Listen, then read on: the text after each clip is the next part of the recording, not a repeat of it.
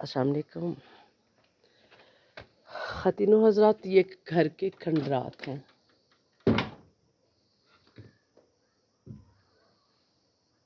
پہاڑی علاقوں میں اس طرح کے گھر بنائے جاتے ہیں۔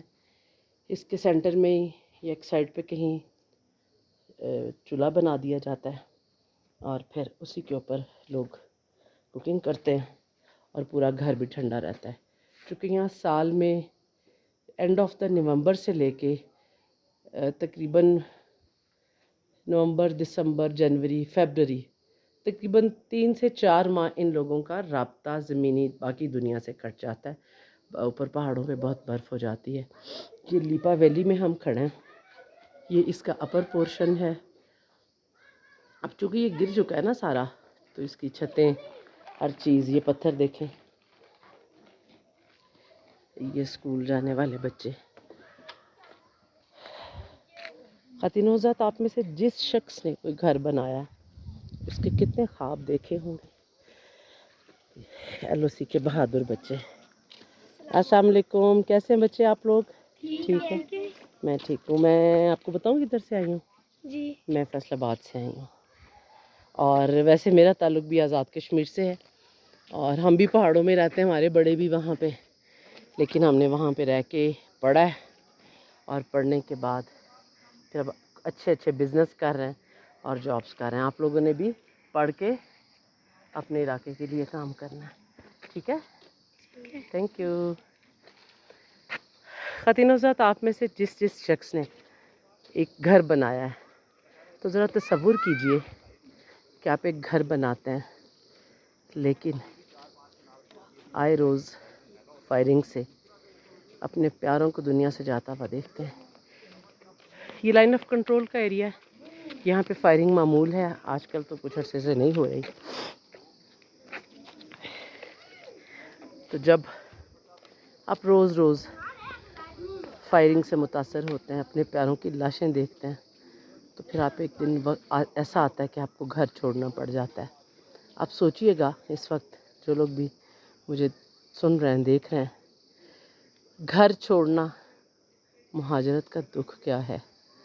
آپ نے ایک اینٹ جوڑ کے، ایک روپیہ جوڑ کے، کمیٹیاں ڈال کے، پلاننگز کر کے ایک گھر ڈیزائن کیا ہے، اور وہاں کے حالات کی وجہ سے مجھے نبی پاک صلی اللہ علیہ وسلم کا وہ جملہ یاد آ رہا ہے جو آپ نے مکہ کو چھوڑتے وقت کہا تھا۔ میں جب بھی وہ جملہ پڑھتی ہوں، میری آواز جو ہے میرا ساتھ نہیں دیتی کہ مکہ مجھے تجھ سے بہت محبت ہے، پر کیا کروں گی، مجھے یہاں رہنے نہیں دیتے۔ کتنی ظالم ہوتی ہیں دنیاوی لالچ، ہر شے پہ اختیار، ہر شے پہ دسترست کی خواہش، ہر چیز کو قبضہ کرنے کا، کمزور کو دبا لینے کی، یہ کیسی خواہش ہے خواتین و حضرات جو ہماری زندگیوں میں ہمیں یاد ہی نہیں رہتا کہ ہم کتنی بد دعائیں سمیٹ رہے ہیں۔ ہم کتنے سال جی لیں گے، لیکن ہمارے کیے ہوئے کام ہماری اولاد کو بھگتنے پڑتے ہیں۔ ہمارے تمام تر اعمال ہم جس اولاد کے لیے وہ سب مار دھاڑ کر رہے ہوتے ہیں، ان کو بھگتنے پڑتے ہیں۔ میرا چونکہ اپنا تعلق لائن آف کنٹرول سے ہے، غمی خوشی میں جاتے ہیں وہاں پہ، ہم میں سے میجورٹی لوگ جگہیں چھوڑ کے آ گئے ہیں، تو میں جو میرے وہاں پہ لوگ رہتے ہیں انہیں ہمیشہ سے کہتی ہوں کہ آپ لوگوں کو سلام اور سیلیوٹ ہے کہ آپ نے اس باقیات کو زندہ رکھا ہوا ہے، وگرنہ ہم جیسے تو کمزور ڈر کے بھاگ کے جان بچا کے وہاں سے نکل آئے ہیں۔ یہاں کی خاص سوغات سرخ چاول ہے۔ ابھی میری یہاں پہ بات ہو رہی تھی آصف ٹمبر کوٹی، جنہوں نے ہمیں یہاں پہ مدعو کیا ہے۔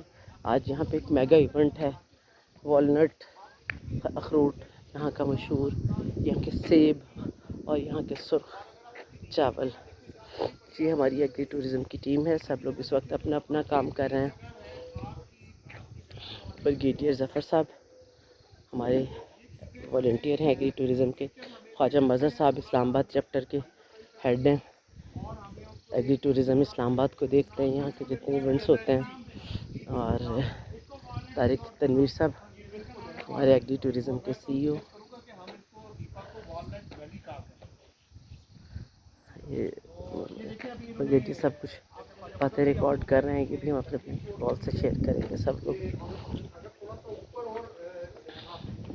ابھی میری بات ہو رہی تھی، جیسے کہ میں نے کہا تھوڑی دیر پہلے، کہ میری آصف ٹمبر کوٹی سے بات ہو رہی تھی، تو آصف کہہ رہے تھے کہ کچھ میں نے چنکس ریکارڈ کرائے ہیں ان کے پیج کے لیے بھی، کہ کسان جو ہے جب اس کو اس کی محنت کا معاوضہ نہیں ملے گا. اب اس موسم میں دیکھیں، آج ستمبر کی 23 تاریخ ہے، 24 تاریخ ہے، 24 ستمبر ہے، اور 24 ستمبر کو آپ دیکھیے کہ فیصل آباد میں ٹیمپریچر کیا ہے، لاہور میں ٹیمپریچر کیا ہے، پاکستان کے باقی حصوں میں ٹیمپریچر کیا ہے. ان لوگوں کو تو ظاہر ہے یہ گرمیاں لگتی ہیں کیونکہ انہوں نے بہت شدید سردی دیکھی ہوتی ہے، لیکن میں یہاں پہ جرسی کے بغیر نہیں ہوں، مجھے ٹھنڈ لگ رہی ہے، میں نے جرسی پہنی ہوئی ہے. تو اب سوچئے کہ اینڈ آف دا نومبر ان کا رابطہ کٹ جائے گا باقی دنیا سے. یہ یہاں پہ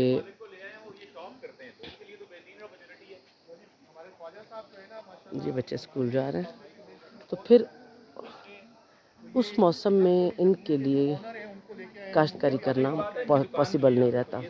تو انہوں نے اب یہاں کے کسان کو جب اس کی محنت کا معاوضہ نہیں ملتا تو سرخ چاول آہستہ آہستہ نایاب ہوتے جا رہے ہیں. اکثریت کسانوں نے چاول کی کاشتکاری چھوڑ دی ہے اور انہوں نے مکئی لگانی شروع کر دی ہے کہ اس کے اوپر محنت کم ہوتی ہے.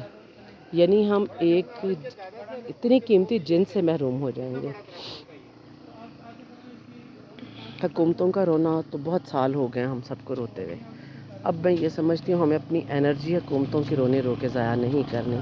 ہم نے کمیونٹی کو موبلائز کرنا ہے. ہم نے اپنے اپنے ٹائم، ہم میں سے وہ لوگ جو بلیسڈ ہیں، جن پہ اللہ کی رحمتیں ہیں، جو روزی روٹی کی فکر سے آزاد ہیں، ان کو چاہیے کہ وہ اس محروم طبقے کے ساتھ کھڑے ہوں. آپ ان کے ساتھ کام کریں اور آپ ان کی حوصلہ افزائی کریں. آپ ان کی مین روڈز تک رسائی ممکن کریں. ہم اس کو بہت دفعہ اپنے چینل سے یہ باتیں کر چکے ہیں کہ آسان ترین یہ ہے کہ آڑتی کو بیچ میں سے نکالا جائے. وہ ان کے پورے سال کے پیسے دبا کے بیٹھ جاتا ہے اور انہیں قسطوں میں کر کے دیتا ہے. تو ان لوگوں کا مین روڈ تک ان کی رسائی ممکن کرائی جائے. وہاں تک آپ لوگ اگر کوئی ان کی ہیلپ کر سکتا ہے تو اپنے اپنے علاقے کے کسان کی مین روڈ کے اوپر ایک چھوٹا سا کیمپ لگا کے، ایک ٹیبل چیئر لگا کے، ایک چھوٹا سا بینر لٹکا کے، وہاں پہ آپ اپنے خود سے اپنی جو جنس ہے، جو بھی آپ گرو کر رہے ہیں، آپ اس کو سیل کریں تاکہ ان کو بھی تھوڑا بہت فائدہ ہو. وگرنہ ہم لوگ جو ایگری ٹورزم سے وابستہ لوگ ہیں، ہم جو ایگری ٹورزم کے والنٹیئر ہیں، ہم یہ دیکھ رہے ہیں کہ دن بدن ہاؤسنگ کالونیز بنتی جا رہی ہیں. انسان کو سونے کے لیے قبر کتنی لمبی ہوتی ہے، سونے کے لیے کتنی جگہ چاہیے، لیکن ہم اپنے لیے یہ کنالوں پہ مشتمل سیمنٹ کی قبریں بناتے جا رہے ہیں. ہم اتنے دنیا کے 2% لوگ 98% وسائل پہ قابض ہیں اور باقی 98% لوگوں کے پاس 2% ریسورسز ہیں. ہمیں اس فرق کو بھی کم کرنا ہے. آپ کتنے سال جی لیں گے اتنی زمینوں پہ قبضے کر کے؟ ہم کتنا عرصہ جی لیں گے؟ اچھا آپ کو قبضے کا شوق ہے، چلیں کوئی بات نہیں، خدا را اس پہ کچھ نہ کچھ اگائیں. کل ہم یہ سیمنٹ کھا نہیں سکیں گے، یہ لوہا، یہ سریا جو ہم نے اپنے گھروں کی تزئین و آرائش میں لگا دیا، کل یہ ہمیں فصل نہیں دیں گے.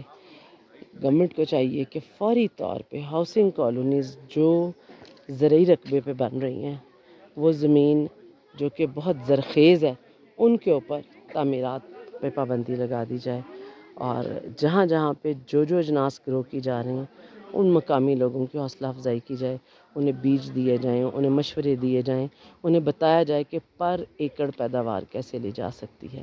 اسی طرح شہروں کے وہ نوجوان جو زرعی کالجز، یونیورسٹیز سے ڈگریاں لیتے ہیں لیکن ان کے پاس زمین نہیں ہے، گورنمنٹ کو چاہیے کہ انہیں ایسی زمینیں، خالی زمینیں لیز پہ دی جائیں تاکہ وہ ان کے اوپر کچھ اگائیں اور معیشت میں اپنا اپنا کردار ادا کریں. وگرنہ ہم چیزیں امپورٹ کرتے رہیں گے اور ہمارے حالات نہیں بدلیں گے. Thank you very much.